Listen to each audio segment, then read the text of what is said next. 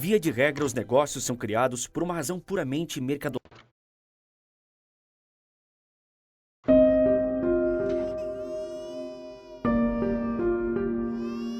A história da Nestlé é cheia de êxitos, porém, se a resumirmos apenas a sucessos, não contaremos sua história completa. Nesse vídeo, nós vamos descobrir uma das faces da empresa que quase ninguém sabe, mas quem conhece se indigna. Via de regra, os negócios são criados por uma razão puramente mercadológica. Um problema existe, eu consigo saná-lo e posso cobrar por isso, mas não foi só esse o pensamento de um farmacêutico alemão do século XIX de nome Henri Nestlé, que ao observar os muitos casos de desnutrição infantil na província onde morava, na Suíça, decidiu agir. A Nestlé surgiu da boa vontade de um cidadão disposto a resolver um problema não só de mercado, mas de saúde. A preocupação de Henri era legítima porque ele sabia que a desnutrição infantil, que é uma condição causada pela deficiência de nutrientes essenciais para o corpo, é uma doença muito grave, principalmente nos primeiros 6 meses de vida. Ela pode prejudicar de forma irreversível a evolução cerebral da criança nos estágios iniciais da sua vida. O desmame precoce, a falta de higiene com alimentos e a recorrência de infecções intestinais causadas pela falta de saneamento são fatores que acentuam ainda mais os quadros da desnutrição infantil. Cenários assim, no que se refere ao saneamento e à higiene, eram muito mais comuns 50 anos atrás do que são hoje, principalmente em determinadas regiões do mundo, como já vamos ver. Mas voltando para a Suíça do século XIX, os profissionais de saúde começaram a perceber que muito mais crianças que não podiam tomar o leite materno do que era esperado. E o leite da mãe é fundamental para a saúde do bebê. Só que ao invés de casos muito isolados, 10 a cada 100 crianças que nasciam, por alguma razão, não podiam ser amamentados. Seja pela mãe não conseguir produzir o leite ou pelo bebê não conseguir sugar do seu seio. Mais comum, em casos mais extremos, em recém-nascidos. Diante disso, Henri Nestlé, com sua experiência no ramo farmacêutico, criou uma fórmula que combinava leite de vaca em pó, farinha de trigo, açúcar e algumas vitaminas, e criou o primeiro leite artificial para bebês. Mas Henri não estava só nessa empreitada. Jean Balthasar Schnetzler, cientista em nutrição humana, o ajudou a retirar o ácido e o amido da farinha de trigo, já que para os bebês fazerem a digestão dessas substâncias é bem mais difícil. O produto podia ser preparado pela simples adição de água, e assim foi criada a primeira fórmula de leite infantil, a farinha láctea, que podemos comprar até hoje em qualquer mercado. Criada para atender, para ajudar na nutrição das crianças, esse foi o primeiro produto da Nestlé. Foi com ele que Henri fundou sua empresa. Então tá tudo bem, né? Então a gente tá tentando ajudar o povo. Vamos ver qual que é o B.O.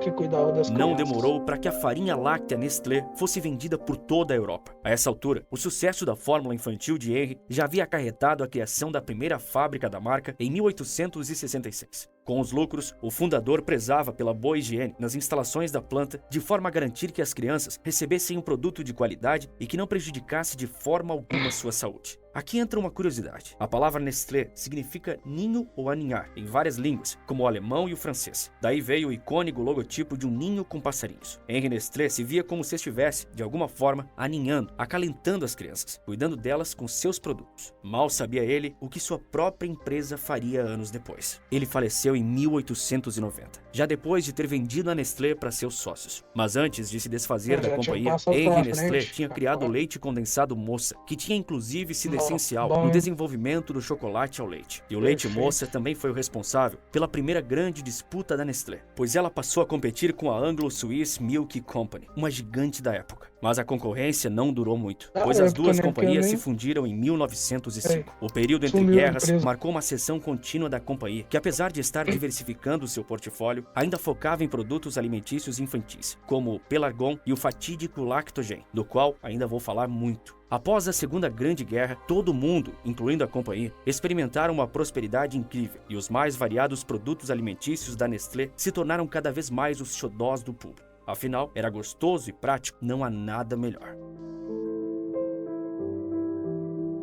Na década de 70, um relatório de uma ONG de caridade na Inglaterra, chamada War Won't Want, foi publicado com o nome The Baby Killer, cuja tradução livre seria Exterminador de Bebês. Era um documento que expunha as mazelas feitas pela mais querida indústria de alimentos do mundo na sua promoção de aleitamento infantil em países do terceiro mundo. Na mesma época, foi lançado um documentário intitulado Bottle Babies, tradução livre Bebês de Mamadeira, que carregava um conteúdo similar ao do relatório. O documentário e o relatório tinham uma coisa em comum: acusações gravíssimas contra a Nestlé, que revelaram ao mundo uma verdade perturbadora que mancharia eternamente o legado de uma empresa que se esqueceu por que havia sido fundada. O relatório da War on Want tratava da incidência de uma doença que já era conhecida por médicos de várias partes da África como síndrome lactogen. E só como para te lembrar, lactogen é a fórmula infantil da Nestlé. A Nestlé fez de tudo para o documentário não se espalhar, o que era simples numa época sem internet, e desprezou o relatório até o momento em que ele foi traduzido para o alemão com o título Nestlé extermina bebês, na língua germânica, pela ONG suíça Arbeitsgruppe. Depois disso, ativistas alemães que leram o relatório colocaram telões na porta da fábrica que produzia o leite artificial com destino à África, e a fábrica parou. Só depois disso que o conglomerado decidiu processar a ONG War on Want. Durante o processo, a defesa da ONG conseguiu apresentar uma riqueza de evidências que esmiuçaram o marketing repulsivo da Nestlé na promoção do lactogen. Um marketing sujo que moveu montanhas de dinheiro e, o pior, moveu mães. A fórmula já tinha ganhado o mercado americano com uma propaganda maciça, tanto que se calcula que 75% dos bebês americanos a consumiram como suplemento alimentar nos anos 1970. E nesse segmento, a Nestlé era líder disparada com a marca Lactogen. O problema, aos olhos da companhia, é que no máximo 1/3 dessas mulheres precisava complementar a alimentação ou substituir a amamentação pelo leite artificial.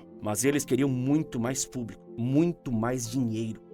Sabe aquele termo capitalismo selvagem? É para esse tipo de companhia que ele se aplica. Então, a Nestlé foi até a África, onde o nível de educação formal é inferior e, consequentemente, o acesso dos africanos à informação, e passou a dizer que sua fórmula de leite artificial era recomendável para todo mundo. Mas por que uma mãe que amamentava sem problemas gastaria dinheiro comprando um leite relativamente caro, incompleto e que requer cuidados de preparo? É só ela oferecer o seio que seu filho estará muito bem nutrido. Foi nesse sentido que a empresa suíça investiu pesado em marketing, veiculando campanhas em rádios e espalhando cartazes pelas cidades, de forma a convencer o público que sua fórmula é melhor que o leite materno. Mas esse marketing desprovido de qualquer resquício de moral não se resumiu a campanhas publicitárias comuns. Ele foi além, praticando uma mentira sistemática e corrupta. A Nestlé passou a subornar médicos para que eles indicassem, sem necessidade, sua fórmula de leite artificial para crianças, entoando as propagandas que alegavam a superioridade do lactogen. Agora, não era mais uma propaganda que dizia isso,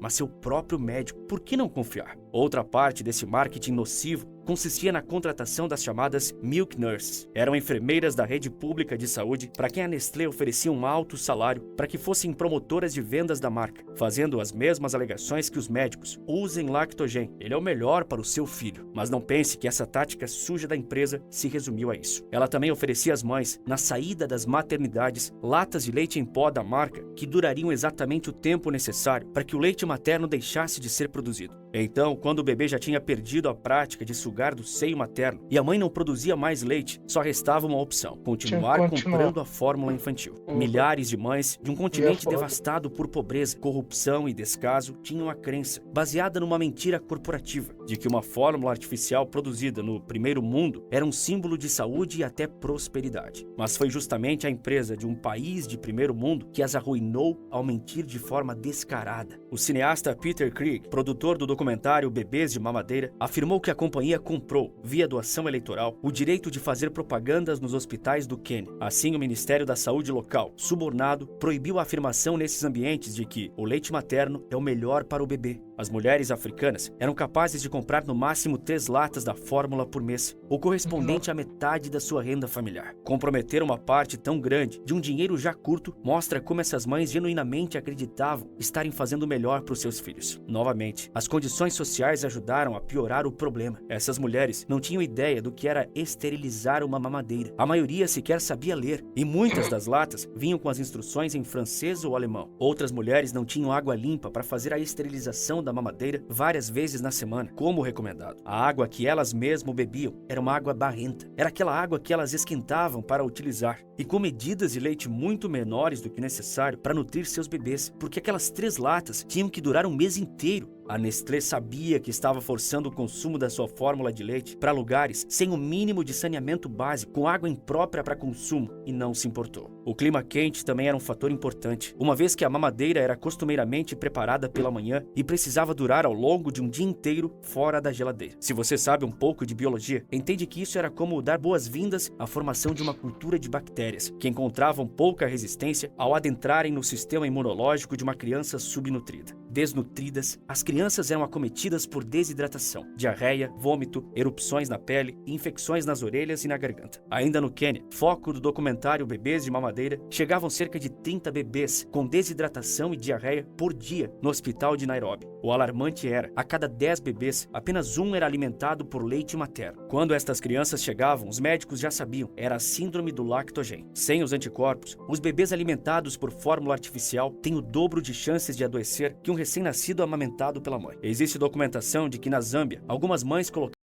Pior que, certeza, os caras já sabiam de tudo, né, mano? Eles estavam correndo atrás de vender mais e mais e mais. E foda-se, mata geral, eles só vendem. É foda. Tem uns cuzão em todo lugar. Colocaram latas de lactogen em cima dos túmulos de seus filhos. Elas acreditaram até o último instante que aquelas foram as coisas mais valiosas que seus filhos tiveram. Que aquilo era uma amostra de seus esforços na luta por fazê-los mais saudáveis. O marketing da Nestlé tinha ido longe demais. E para aquelas mães e crianças, que tava matando isso. Suas vidas já haviam sido destruídas.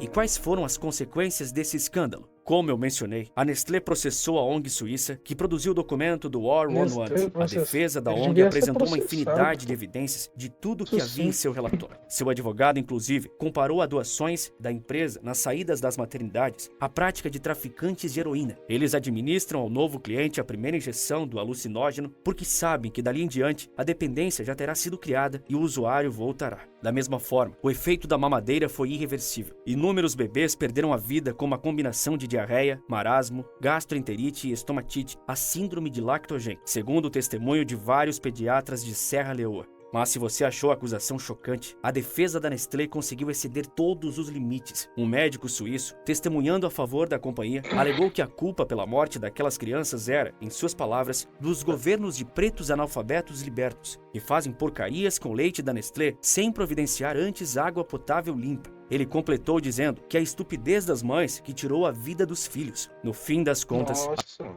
como que o cara fala um trem desse? Cara que... Eles causou o BO, eles quis vender o trem de qualquer jeito, de todo jeito.